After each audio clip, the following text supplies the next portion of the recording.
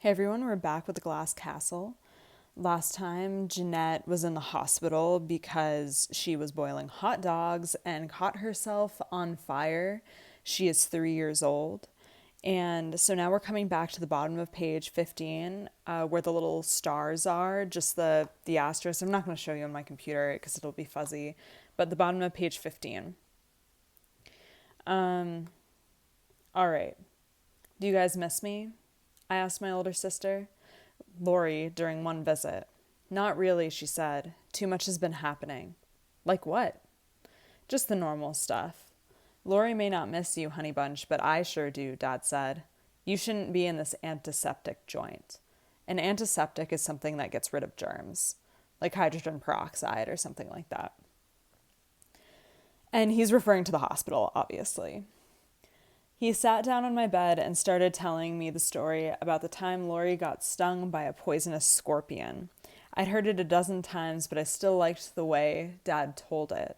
Mom and Dad were out exploring in the desert when Lori, who was 4, turned over a rock and the scorpion hiding under it stung her leg. She had gone into convulsions and her body had become stiff and wet with sweat. But Dad didn't trust hospitals, so he took her to a Navajo witch doctor who cut open the wound and put a dark brown paste on it and said some chants, and pretty soon Lori was good as new. Your mother should have taken you to that witch doctor the day you got burned, Dad said, not to these heads up their asses med school quacks. Okay, so this story is really disturbing. Lori gets stung by a scorpion and then basically starts having a seizure. She starts having convulsions. And is stiff and wet with sweat, but they don't take her to the hospital. Instead, they take her to a witch doctor who's a Navajo Indian. And while alternative medicine can be really good and natural remedies can be really good, hospitals are really important, everyone. If there's one thing you can learn from this book, it's that hospitals are very important for medical interventions. Okay, we're going to continue here.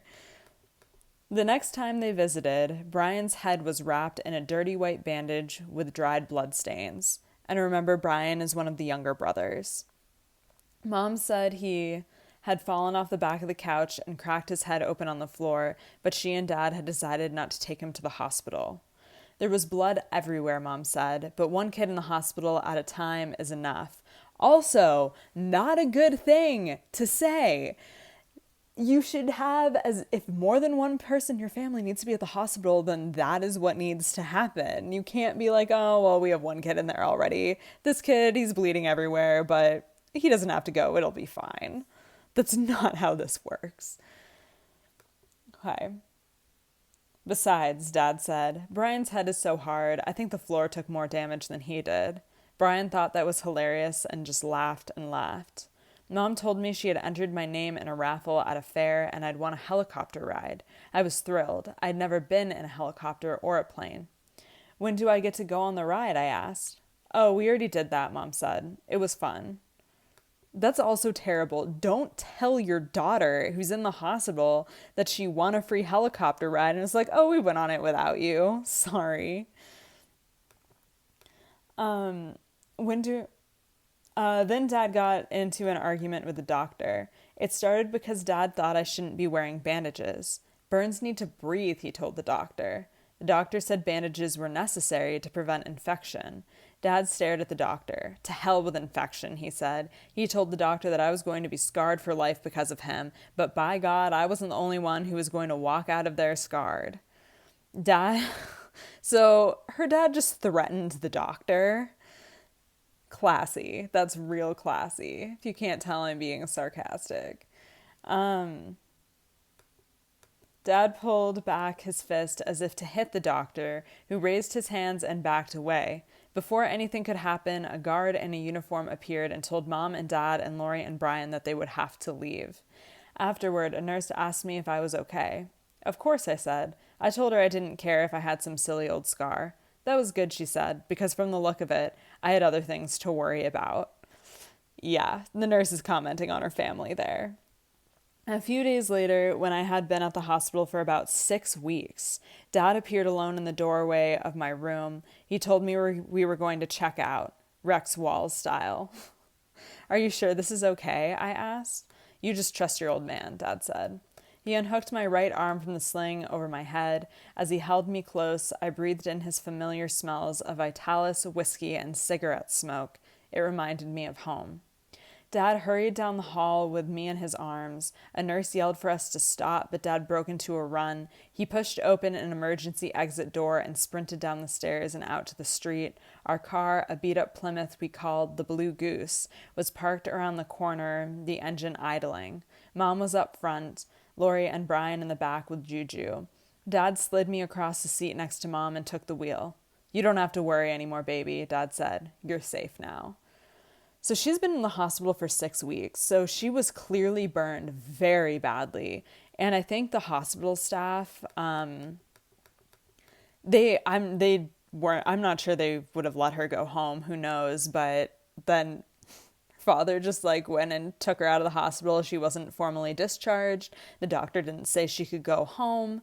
And the dad just came in and was like, we're going. And the nurses didn't want that to happen. So clearly Jeanette's not fully healed yet. A few days after Mom and Dad brought me home, I cooked myself some hot dogs.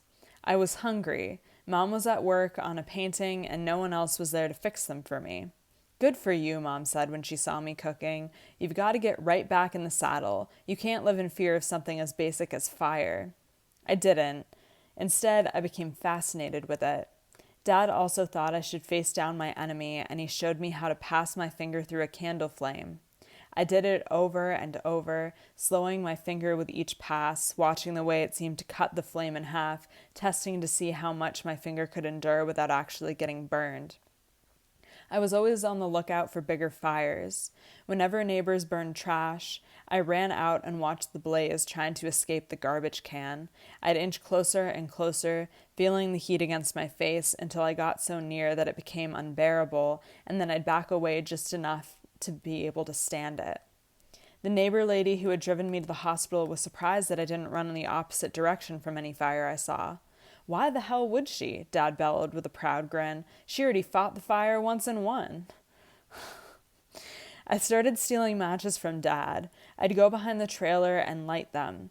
I loved the scratching sound of the match against the sandpapery brown strip when I struck it, and the way the flame leaped out of the red-coated tip with a pop and a hiss. I'd feel its heat near my fingertips, then wave it out triumphantly. I lit pieces of paper and little piles of brush and held my breath until the moment when they seemed about to blaze up out of control. Then I'd stomp on the flame and call out the curse words Dad used, like dumbass, son of a bitch, and cocksucker. One time I went out back with my favorite toy, a plastic Tinkerbell figurine.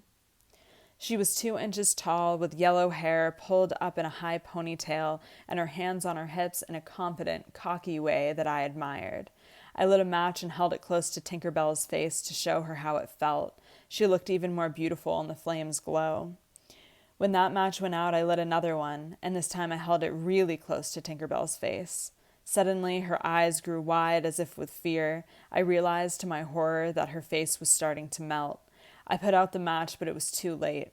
Tinkerbell's once perfect little nose had completely disappeared, and her saucy red lips had been replaced with an ugly, lopsided smear. I tried to smooth her features back to the way they had been, but I made them even worse. Almost immediately, her face cooled and hardened again. I put bandages on it. I wished I could perform a skin graft on Tinkerbell, but that would have meant cutting her into pieces. Even though her face was melted, she was still my favorite toy. And this is going to be a question on your worksheet, so it might be good for you to think about it now. But how are Jeanette and Tinkerbell similar in this instance? How does the doll represent Jeanette in this moment? Dad came home in the middle of the night a few months later and roused all of us from bed. Time to pull up stakes and leave this shithole behind, he hollered. We had 15 minutes to gather whatever we needed and pile into the car. Is everything okay, Dad? I asked. Is someone after us? Don't you worry, Dad said. You leave that to me. Don't I always take care of you? Course you do, I said. That's my girl, Dad said with a hug, then barked orders at us all to speed things up. He took the essentials, a big black cast iron skillet and the Dutch oven, some army surplus tin plates, a few knives, his pistol, and Mom's archery set, and packed them in the trunk of the Blue Goose. He said we shouldn't take much else, just what we needed to survive. Mom hurried out to the yard and started digging holes by the light of the moon, looking for our jar of cash. She had forgotten where she'd buried it. So it seems like they don't trust banks. That's what I'm getting from that. Because instead of putting money in a bank, they've put it in a jar and buried it in their yard. An hour passed before we finally tied Mom's paintings on the top of the car, shoved whatever would fit into the trunk, and piled the overflow on the back seat and the car floor. Dad steered the Blue Goose through the dark, driving slowly so as not to alert anyone in the trailer park that we were, as Dad liked to put it, doing the skedaddle. Okay, that's just a little bit of a funny thing to say. He was grumbling that he couldn't understand why the hell it took so long to grab what we needed and haul our asses into the car. Dad, I said, I forgot Tinkerbell. Tinkerbell can make it on her own, Dad said. She's like my brave little girl. You are brave and ready for adventure, right? I guess, I said. I hoped whoever found Tinkerbell would love her despite her melted face.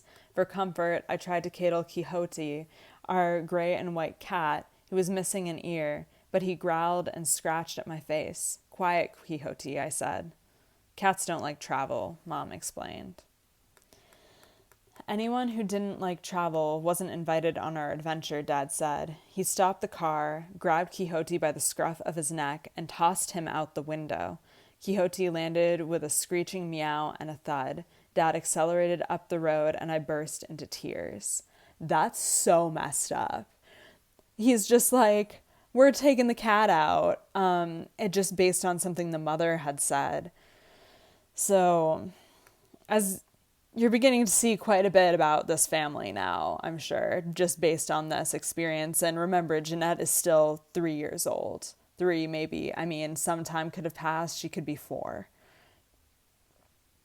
Don't be so sentimental, Mom said. She told me we could always get another cat, and now Quixote was going to be a wild cat, which was much more fun than being a house cat. Brian, afraid that Dad might toss Juju out the window as well, held the dog tight. And here we look at the mom. I mean, it's clear to me that the mom is reacting from trauma here, like being passive, because she is experiencing, I mean, they're all experiencing abuse from this father. And Mom's just like, don't be sentimental about the cat, even though she seemed to care for the cat in the last scene. But it's common for people to be passive when they're not in control and are reacting out of trauma when they're married to someone who's abusive. To distract us kids, Mom got us singing songs like Don't Fence Me In and This Land Is Your Land, and Dad led us in rousing renditions of Old Man River and his favorite, Swing Low, Sweet Chariot. After a while, I forgot about Quixote and Tinkerbell and the friends I'd left behind in the trailer park. Dad started telling us about all the exciting things we were going to do and how we were going to get rich once we reached the new place where we were going to live. Where are we going, Dad? I asked. Wherever we end up, he said. Later that night, Dad stopped the car out in the middle of the desert and we slept under the stars. We had no pillows, but Dad said that was part of his plan. He was teaching us to have good posture. The Indians didn't use pillows either, he explained, and look how straight they stood. We did have our scratchy army surplus blankets, so we spread them out and lay there. Looking up at the field of stars, I told Lori how lucky we were to be sleeping out under the sky like Indians. We could live like this forever, I said. I think we're going to, she said. Yeah, Lori doesn't seem as excited as Jeanette. Lori is also older, and I think has obviously experienced more trauma than Jeanette in terms of like years of her life, and is trying to accept it, but is clearly not as excited about the idea as Jeanette is about the adventure. I'm going to put it like that. We were always doing the skedaddle, usually in the middle of the night. I sometimes heard Mom and Dad discussing the people who were after us. Dad called them henchmen, bloodsuckers, and the Gestapo. Sometimes he would make mysterious references to executives from Standard Oil who were trying to steal the Texas land that Mom's family owned, and FBI agents who were after Dad for some dark episode that he never told us about because he didn't want to put us in danger too. I mean, this is showing me the dad is having pretty significant delusions and paranoia.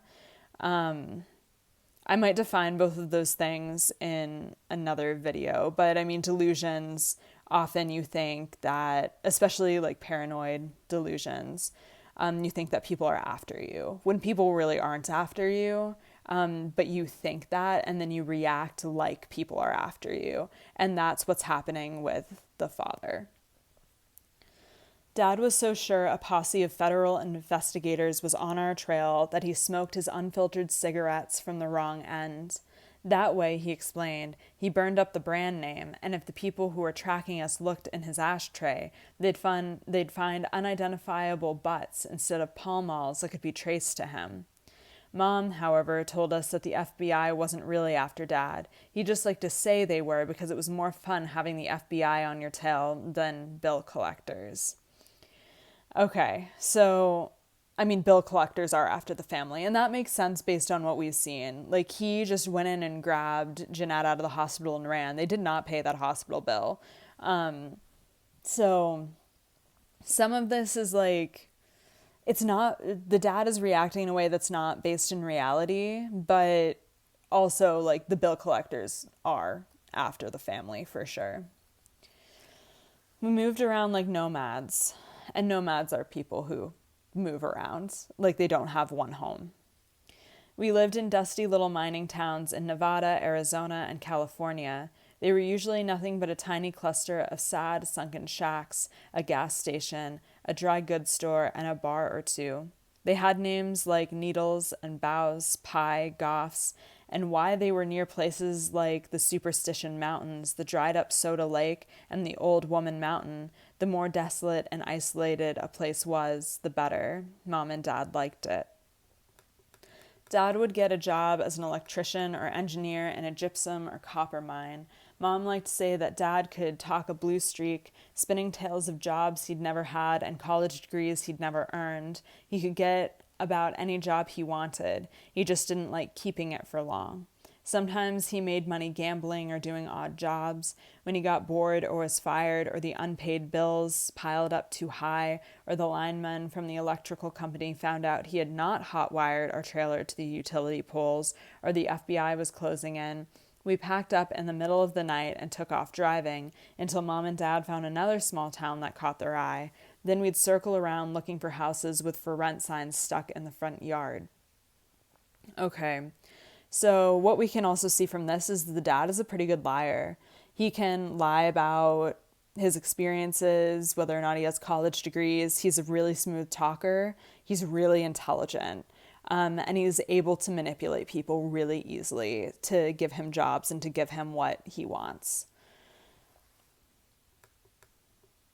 Every now and then we'd go stay with Grandma Smith, Mom's mom, who lived in a big white house in Phoenix. Grandma Smith was a West Texas flapper who loved dancing and cussing and horses. She was known for being able to break the wildest broncs and had helped Grandpa run the ranch up near Fish Creek Canyon, Arizona, which was west of Bullhead City, not too far from the Grand Canyon. I thought Grandma Smith was great, but after a few weeks, she and Dad would always get into some nasty hollering match. It might start with Mom mentioning how short we were on cash. Then Grandma would make a snide comment about Dad being shiftless. Dad would say something about selfish old crones with more money than they knew what to do with, and soon enough they'd be face to face in what amounted into a full-fledged cussing contest. So they would always go and stay with Jeanette's grandmother, but then her dad and the grandmother would get into fights about money and just basically about anything. "You flea-bitten drunk," Grandma would scream. "You goddamn flint-faced hag," Dad would shout back. You no good, two-bit, put-suckering bastard. You scaly, castrating banshee bitch. Dad had the more inventive vocabulary, but Grandma Smith could outshout him. Plus, she had the home court advantage. A time would come when Dad had had enough and he'd tell us kids to get in the car. Grandma would yell at Mom not to let that worthless horse's ass take her grandchildren. Mom would shrug and say there was nothing she could do about it. He was her husband. Off we'd go out into the desert in search of another house for rent in another little mining town. And there's the mom being passive again reacting from trauma, from the abuse of the father. Some of the people who lived in those towns had been there for years. Others were rootless, like us, just passing through. They were gamblers or ex-cons or war veterans or what Mom called loose women. There were old prospectors, their faces wrinkled and brown from the sun like dried up apples. The kids were lean and hard, with calluses on their hands and feet. We'd make friends with them, but not close friends, because we knew we'd be moving on sooner or later. So they're at these like small mining towns where it seems like even the kids work as well. We might enroll in school, but not always. Mom and Dad did most of our teaching. Mom had us all reading books without pictures by the time we were 5, and Dad taught us math. He also taught us things that were really important and useful, like how to tap out Morse code and how we should never eat the liver of a polar bear because all the vitamin A in it could kill us. Okay, the fact that he thinks that is really important is pretty bizarre because, first of all, it's illegal to kill polar bears, and there aren't polar bears anywhere near where they are. He showed us how to aim and fire his pistol, how to shoot Mom's bow and arrow, and how to throw a knife by the blade so that it landed in the middle of a target with a satisfying thwack. By the time I was 4, I was pretty good with Dad's pistol, a big black 6-shot revolver, and could hit 5 out of 6 beer bottles at 30 paces. I'd hold the gun with both hands, sight down the barrel, and squeeze the trigger slowly and smoothly until, with a loud clap, the gun kicked and the bottle exploded. It was fun. Dad said my sharpshooting would come in handy if the feds ever surrounded us. So basically, if the federal government, if the police ever caught up with them, shooting them would come in handy, is what he's saying, which is really messed up. All right.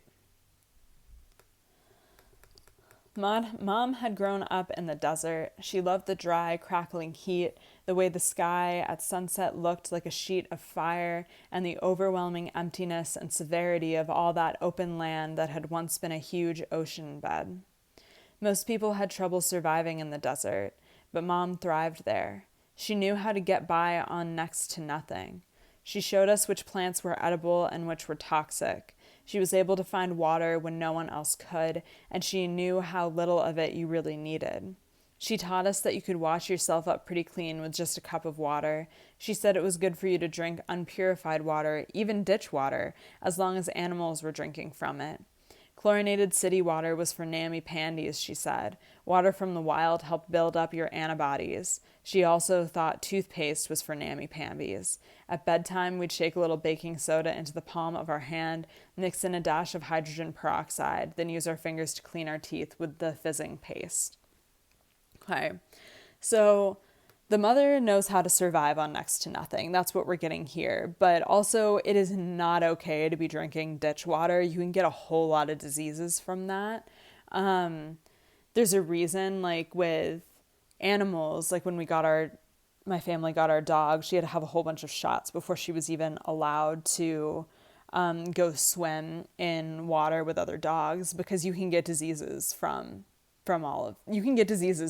standing water like that. And then there was another thing I wanted to say. Yeah, so the desert that used to be an ocean bed, it's actually really interesting because out here, like up in Buena Vista, you can find a whole bunch of fossils of like sea creatures and things like that are really old, which I think is super amazing. I love it. And so like this whole area used to be, or a lot of Colorado used to be ocean. Yeah, so I just think that's interesting. I don't know a whole lot about geology, but yeah, there's a lot of places in Colorado where you can find fossils. I love the desert too. When the sun was in the sky, the sand would be so hot that it would burn your feet if you were the kind of kid who wore shoes, but since we always went barefoot, our soles were as tough and thick as cowhide. We'd catch scorpions and snakes and horny toads. They would catch scorpions. Scorpions are poisonous. That is, oh, I can't believe it. We'd search for gold, and when we couldn't find it, we'd collect other valuable rocks like turquoise and garnets. There'd be a cool spell come sundown when the mosquitoes would fly in so thick that the air would grow dark with them. Then at nightfall, it turned so cold that we usually needed blankets. There were fierce sandstorms. Sometimes they hit without warning. And other times you knew one was coming when you saw batches of dust devils swirling and dancing their way across the desert. Once the wind started whipping up the sand, you could only see a foot in front of your face. If you couldn't find a house or a car or a shed to hide in when the sandstorm started, you had to squat down and close your eyes and mouth real tight and cover your ears and bury your face in your lap until it passed, or else your body cavities would fill with sand. And by body cavities, she means like your ears, your nose, your mouth, your eyes. A big tumbleweed might hit you, but they were light and bouncy and didn't hurt. If the sandstorm was really strong, it knocked you over and you rolled around like you were a tumbleweed. When the rains finally came, the skies darkened and the air became heavy. Raindrops the size of marbles came pelting out of the sky. Some parents worried that their kids might get hit by lightning, but Mom and Dad never did, and they let us go out and play in the warm, driving water. We splashed and sang and danced. Great bolts of lightning cracked from the low-hanging clouds, and thunder shook the ground. We gasped over the most spectacular bolts as if we were all watching a fireworks show. After the storm, Dad took us to the Arroys, and we'd watch the flash floods come roaring through. The next day, the saguaros and prickly pears were fat from drinking as much as they could because they knew it might be a long, long time until the next rain. So the kids were allowed to go out and play in basically open sand during a thunderstorm, which is extremely dangerous because the tallest thing is usually the thing that gets hit by lightning. And so if it's completely flat and the kids are running around, the lightning's going to be more attracted to them. And then the fact that they're playing around in water too, that's even worse because water conducts electricity. Oh God, I forgot how horrifying this book is, y'all. I love it though. It's a good book. All right. And then they're talking about desert plants. So basically like prickly pears. So they all suck up as much water as they can because they don't know when it's going to rain again because it doesn't rain that often. And you see that in Colorado too, where there's not a whole lot of water here. So the plants have to learn how to do without it for a long time until they can get it. We were sort of like the cactus. We ate irregularly, and when we did, we'd gorge ourselves. Once when we were living in Nevada, a train full of cantaloupes heading east jumped the track. I'd never eaten a cantaloupe before, but Dad brought home crates and crates of them. We had fresh cantaloupe, stewed cantaloupe, even fried cantaloupe. One time in California, the grape pickers went on strike. The vineyard owners let people come pick their own grapes for $0.05 a pound. We drove about 100 miles to the vineyards, where the grapes were so ripe they were about to burst on the vine in bunches bigger than my head. We filled our entire car full of green grapes. In the trunk, even the glove compartment, and Dad piled stacks in our laps so high we could barely see over the top. For weeks afterwards, we ate green grapes for breakfast, lunch, and dinner. All this running around and moving was temporary, Dad explained. He had a plan. He had a plan. He was going to find gold. And so obviously these kids are not getting a whole lot of nutrition if they're just eating grapes or if they're just eating cantaloupe. Frying cantaloupe, that's really creative. I mean, they're doing creative things with it. but they don't have their basic needs. This family does not have their basic needs met whatsoever. And then the father thinks he's going to find gold and get them rich quick, which is also a delusion. Everybody said Dad was a genius. He could build or fix anything. One time when a neighbor's TV set broke, Dad opened the back and used a macaroni noodle to insulate some crossed wires. The neighbor couldn't get over it. He went around telling everyone in town that Dad sure knew how to use his noodle. Noodle meaning his brain. Dad was an expert in math and physics and electricity. He read books on calculus and logarithmic algebra and loved what he called the poetry and symmetry of math. He told us about the magic qualities every number has and how numbers unlock the secrets of the universe. But Dad's main interest was energy.